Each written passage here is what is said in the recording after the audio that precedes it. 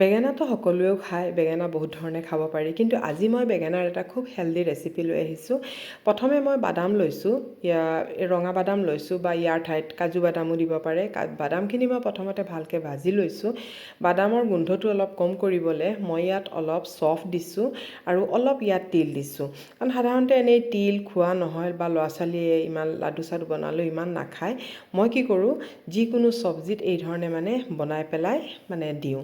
এতিয়া এইখিনি ভজা হৈ গ'ল। তাৰপিছত প্ৰথমে বাদামখিনি পূৰা ভালকৈ ভাজি লৈছোঁ, তাৰপিছতহে লাষ্টত তিল দিছোঁ, চফ দিছোঁ, কাৰণ বাদামটো অলপ সময় লাগে। এতিয়া এইখিনি ঠাণ্ডা কৰি লৈছোঁ। ঠাণ্ডা কৰি পেলাই তাৰপিছত মই একেবাৰে ফাইন পিচি ল'ম, মানে খুব ভালকৈ পিচি ল'ম যাতে একেবাৰে গুড়ি হৈ যায়। এতিয়া এইখিনি চাওক, এই ধৰণে মই পিচি লৈছোঁ। আৰু এতিয়া এইখিনি ইয়াত মই অলপ ঢালিম মছলা, জিৰা, ধনিয়া আৰু অলপ হালধি গুড়ি দিছোঁ আৰু নিমখ দিছোঁ। ইয়াত ইমান বেছি তেনেকুৱা মছলা নাই দিয়া। আৰু অলপ মই গৰম মছলা দিছোঁ আৰু ইয়াত দিছোঁ মই আদা নহৰুৰ পেষ্ট আৰু অলপ জলকীয়াৰ পেষ্ট দিছোঁ আৰু অলপ হিং দিছোঁ আৰু বাইণ্ডিঙৰ কাৰণে দিছোঁ মই বেচন, 1.5 চামুচমান মই বেচন ব্যৱহাৰ কৰিছোঁ। আৰু এইখিনি মই প্ৰথমতে এটা মানে অলপ ইয়াত মিঠাতেল দিছোঁ, দি পেলাই এটা মানে অলপ জৰ্জৰীয়া হ'ব আৰু অলপ তিতা তিতাও থাকিব, এই ধৰণে মানে এটা হেৰি বনাম। আৰু এয়া চাওক, এনেই চুই দিলে মানে পূৰা জৰ্জৰীয়া হৈ যায়, হাতেৰে হেৰি কৰিলে লাডু ফৰ্ম হৈ যায়। এই ধৰণে এটা বনাই পেলাই ৰেডি কৰি থৈছোঁ। এইটো আমাৰ ৰেডি হৈ গ'ল। আৰু এতিয়া লৈছোঁ বেঙেনা। এইটো একচুৱেলি অলপ মানে যিটো অলপ গোল গোল অলপ শকত থাকে, সেইটো বেঙেনাৰ ভিতৰতে বনায়। আজি মোৰ ওচৰত এইটোৱে আছিলে, তো মই ভাবিলোঁ এইটোৱেই বনাওঁ, যি আছে সেইটোৱেই চলি যাব। আৰু এইটো কোনো কথা নহয় যে ডাঙৰ বেঙেনাই লাগিব, টেষ্ট একেই থাকিব। আৰু সেইকাৰণে এইটো লৈ পেলাই এইখিনি মই এঘণ্টাৰ কাৰণে পূৰা তিয়াই থৈ দিছিলোঁ গোটাকৈ। আৰু এতিয়া ভালকৈ ধুই মেলি কাপোৰ এখন দি ভালকৈ মুচি ল'লোঁ। আৰু এতিয়া এই ধৰণে মই কাটি লৈছোঁ, কাটিব লাগিব নহ'লে ভিতৰত পোক চোক থাকিব আৰু আমি ষ্টাফিংখিনি ইয়াতে ভৰাম।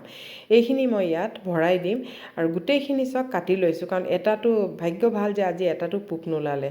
খুব ধুনীয়া হয় বেঙেনাকেইটা। আৰু এইটো বেছি দীঘল আছিলে, সেইকাৰণে মই এইটো এই ধৰণে কাটি লৈছোঁ। বেছি দীঘল আছিলে, এইটো কাটি লৈছোঁ। এতিয়া মই এইখিনি ষ্টাফিংখিনি ভৰাম।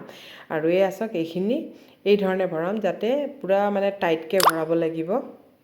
ঢিলা হৈ গ'লে মানে কি হ'ব, ভিতৰত যেতিয়া ভিতৰৰ পৰা ওলাই যাব পাৰে, সেইকাৰণে পূৰা টাইটকৈ ভৰাব। আৰু এইটো খেয়াল ৰাখিব যাতে বেঙেনাটো বেছি হেৰি কৰোঁতে আকৌ মানে এৰি নাযায়গৈ।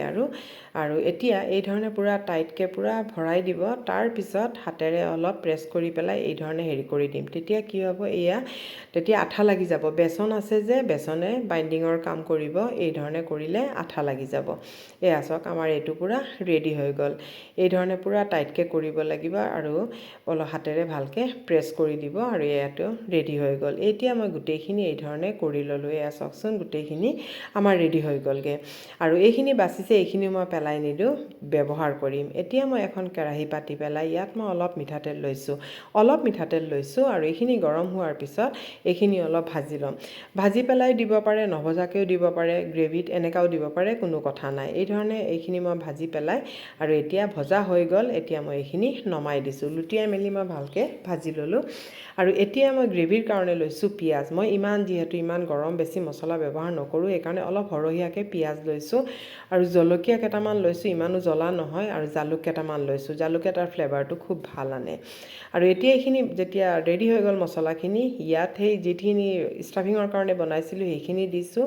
হালধি দিছোঁ, জিৰা, ধনিয়াৰ গুড়ি আৰু মই কাশ্মীৰী চিলি পাউডাৰ দিছোঁ, কাৰণ বিলাহী নাছিলে, সেইকাৰণে কাশ্মীৰী চিলি পাউডাৰ ব্যৱহাৰ কৰিছোঁ। আৰু এতিয়া এইখিনি মই অলপ হেৰি কৰি থৈ দিম, তেতিয়ালৈকে শুকান মছলাখিনিও অলপ ফুলি যাবগৈ। এই ধৰণে কৰি থ'লে শুকান মছলাখিনিও ফুলি যায়গৈ। আৰু আদা নহৰুৰ পেষ্টটো বাকী আছিলে, এইটো ইয়াত দি দিছোঁ। আৰু এতিয়া এইখিনি আমাৰ ৰেডি হৈ গ'ল। এতিয়া মই সেই কেৰাহীখনতে আকৌ মই অলপ তেল দি লৈছোঁ আৰু ইয়াত দিছোঁ 2টা শুকান জলকীয়া, অলপ ক'লা জিৰা দিছোঁ আৰু অলপ আজৱাইন দিছোঁ। বাদাম আছে, সেইকাৰণে মই অলপ আজৱাইন ব্যৱহাৰ কৰিছোঁ।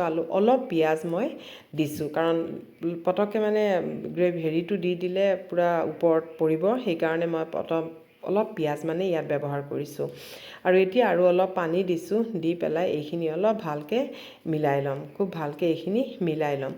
আৰু এতিয়া ইয়াত মই নিমখ দিছোঁ, কাৰণ নিমখ মই অলপ কমাই দিছোঁ, কাৰণ যিহেতু আমি তাতো ষ্টাফিঙতো নিমখ দিছিলোঁ, সেইকাৰণে অলপ কমাই দিছোঁ। এতিয়া চাওক তেলটো ওপৰলৈ বিৰিঙি আহিছে, মছলাৰ গোন্ধও গুচি গ'লগৈ, কেঁচা গোন্ধটো। আৰু এতিয়া অলপ ডাঠ যেন লাগিছে, সেইকাৰণে মই ইয়াত অলপ পানী দিছোঁ। যদি আপোনালোকে অলপ পনীয়াকৈ খাব বিচাৰে তেতিয়াহ'লে এই সময়ত আৰু অলপ পানী দি দিব। মই কিন্তু আজি অলপ ডাঠ গ্ৰেভি টাইপৰ বনাইছোঁ, সেইকাৰণে মই পানীটো অলপ কম দিছোঁ। এতিয়া মই বেঙেনাখিনি ইয়াতে দি দিছোঁ। এতিয়া ঢাকি পেলাই গেছৰ ফ্লেমটো অলপ কমাই পেলাই ঢাকিম, কাৰণ বেছি বঢ়াই দিলে তলত লাগি যাব পাৰে।